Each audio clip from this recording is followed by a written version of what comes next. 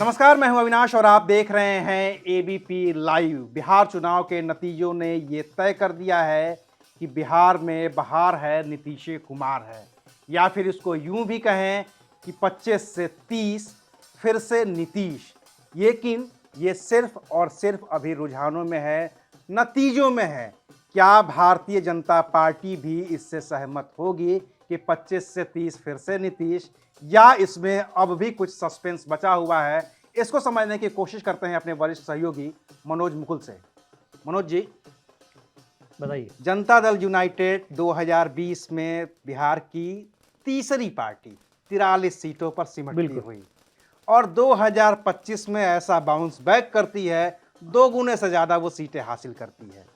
इसके बावजूद एक समीकरण ये कहा जा रहा है कि क्या नीतीश कुमार फिर से मुख्यमंत्री बनेंगे? भारतीय जनता पार्टी ने नीतीश कुमार को पहले ही कहा था कि भाई हम नीतीश कुमार के नेतृत्व में चुनाव लड़ रहे हैं। रिजल्ट आपके सामने है। अब पिछली कई बार से हम लोग सुनते आए हैं चर्चा जब चुनाव के दौरान कि भाई जो है विधायक दल फैसला करता है, विधायक दल फैसला करेगा, लेकिन बीच में लगा कि कुछ गड़बड़ हो रहा है।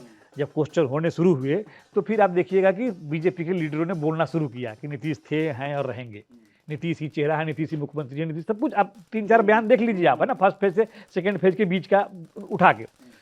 तो उसमें लगा कि नीतीश कुमार कुछ 19-20 हो सकता है, तो कहा कि नीतीश कुमार रहेंगे।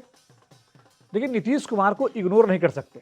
जब तक नीतीश कुमार जिंदा है और नीतीश कुमार के नहीं होने के बाद भी आप नीतीश कुमार तो इग्नोर नहीं कर सकते। आप बिहार की राजनीति में नीतीश कुमार को इग्नोर नहीं कर सकते। अब नीतीश कुमार देखिए कहां जाके कहां, आपने खुद कहा ना, बाउंस बैक, कहां जाए कहां आए हो। तो पिछली बार सबको पता है कि क्या हुआ था।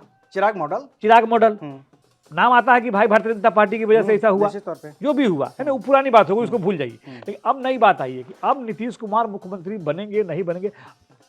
सवाल तो ये है कि भाई नीतीश कुमार को मुख्यमंत्री नहीं बनाएंगे तो मुख्यमंत्री किसको बनाएंगे?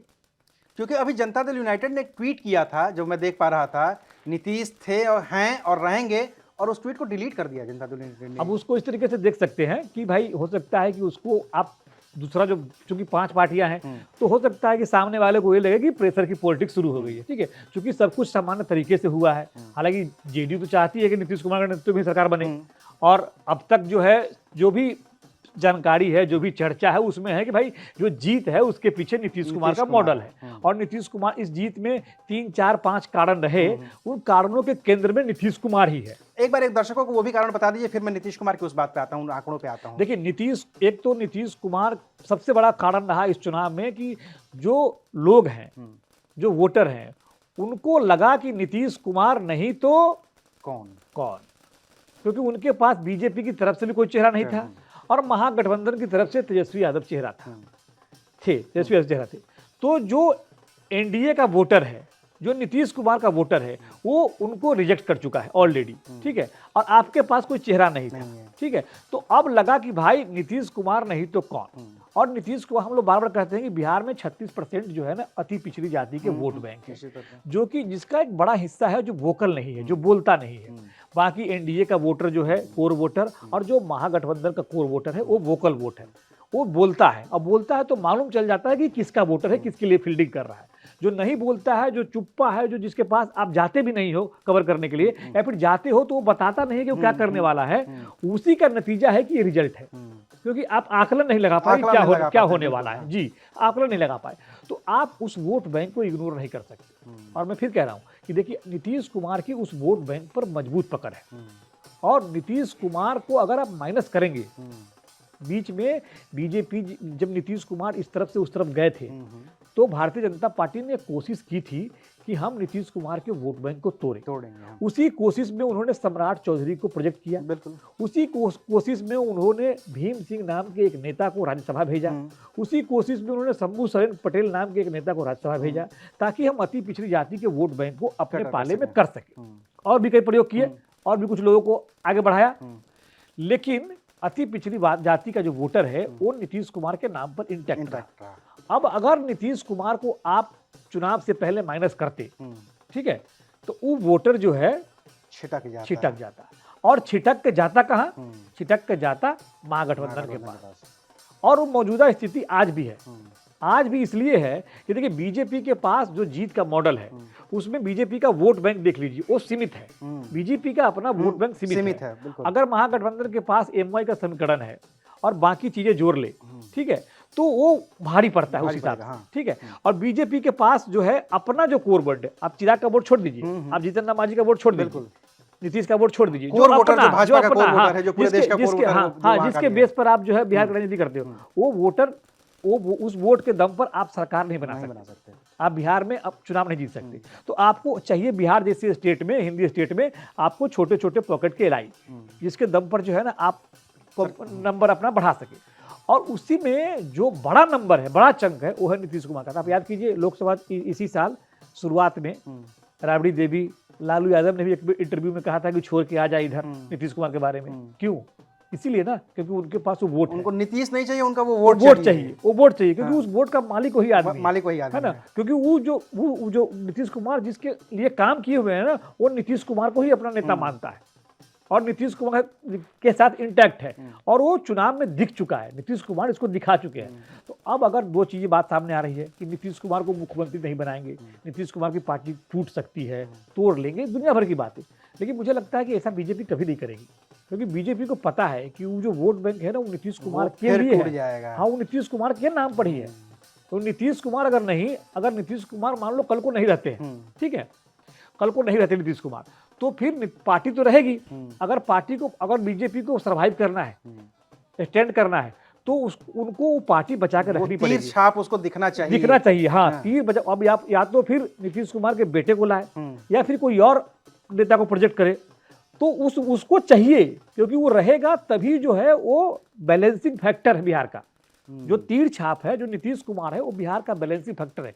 जो दर्शक इसको समझिए कि मैं क्या कह रहा हूं, कि जो नीतीश कुमार है ना, वो बैलेंसिंग फैक्टर है। नीतीश कुमार माइनस कर दीजिएगा तो जो नीतीश कुमार जिस वोट बैंक की ताकत को रखते हैं, वो वोट भारतीय जनता पार्टी के पास आएगी, वोट आएगा, इसकी संभावना कम है। वो वोट बैंक उस तरफ जा सकता है, महागठबंधन की तरफ जाएगा, इसकी संभावना ज्यादा है। मैं ये सवाल इसलिए भी पूछ रहा हूं कि हम जब मीडिया में लोग हैं, हम जिस तरीके से जब ये आंकड़े सामने आए हैं, तो एक खबर हर वेबसाइट पर हर जगह एक दिख रही होगी कि नीतीश माइनस भी बीजेपी बना सकती है सरकार, जिसमें नीतीश कुमार के, जिसमें बीजेपी के 91-92, फिर चिराग पासवान के 22-23, लोजपा वाले, हम के और उपेंद्र कुशवाहा की सारी पार्टियों को मिला दिया जाए तो ये 122-23 के करीब ये सब पूरा पहुंच जा रहा है। और नीतीश माइनस बीजेपी सरकार बना रही है, इस तरीके की बात की। यहीं से चर्चा शुरू हुई और यहीं से ये चर्चा शुरू हुई है। उसके बाद फिर विनोद तावड़े जी का बयान आया, जिसमें उन्होंने कहा कि विधायक दल की बैठक होगी, उसमें 5 दल के नेता फैसला लेंगे, हमने नीतीश के नेतृत्व में चुनाव लड़ा है। तो आप देखिए इसको इसलिए भी बल मिल रहा है ना मनोज जी, कि बीजेपी सबसे बड़ी पार्टी है। बिल्कुल, राज्यपाल केंद्र में उनका होता है, सबसे बड़ी पार्टी को स्वाभाविक तौर पर वो बुला भी सकता है। बिल्कुल। तो बीजेपी के पास ये गेम तो है कि वो चाहे तो बना सकती है नीतीश माइनस, लेकिन फिर वही सवाल आकर अटक जा रहा है जो आप बता रहे हैं। बीजेपी अभी बना लेगी, हाँ, अभी बना लेगी, सर्वाइव नहीं मान लीजिए तोड़ भी लेगी, मान लीजिए, ठीक है, लेकिन उससे होगा क्या? उससे जो पिछड़ा वोट बैंक है, जो अति पिछड़ा वोट बैंक है, वो बीजेपी के खिलाफ यूनाइट हो जाएगा। तो फिर आप लाभ रणनीति बना लीजिए, फिर किसी काम का नहीं आने वाला। वो चुप्पा वोटर फिर आपको साथ नहीं है ना, वो तो उसके साथ है।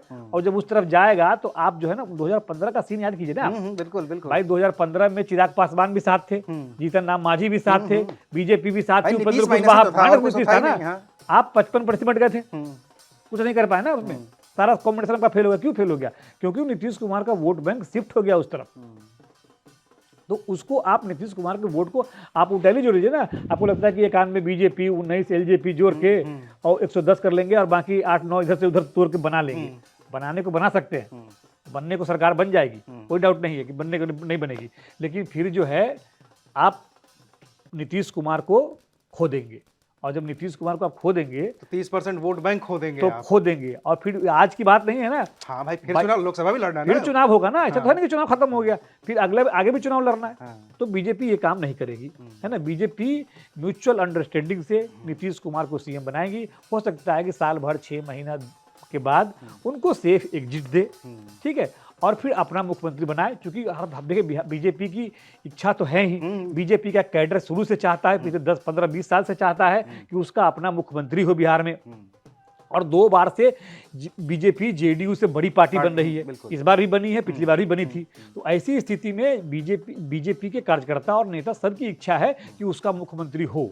और हमको लगता है कि नीतीश कुमार की तरफ से जैसे पिछली बार ऑफर किया गया था भारतीय जनता पार्टी को कि आप अपना मुख्यमंत्री बना लो, इस बार भी हो सकता है देर से देर नीतीश कुमार ऑफर कर दे कि चूंकि आपके नंबर ज्यादा आए हैं तो आप अपना मुख्यमंत्री चुन लीजिए।